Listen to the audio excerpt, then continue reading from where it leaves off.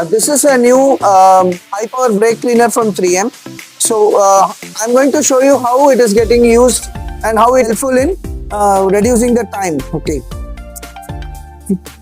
This is a high power brake cleaner, and before using, shake the can well, remove the safety cap, and there is a snorkel tube. This tube is specially made to increase the pressure of the assembly and brake pad. The simple application is just spray directly on the brake disc, and in the we have a white cloth, you can put it, you can see the difference.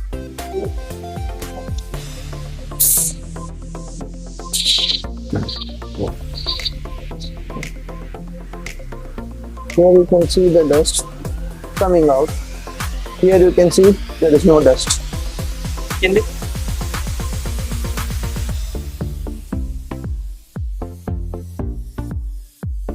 Screeching noise, brake noise, and you can see it many times gives a spongy brake. The brakes goes down, and that it will avoid.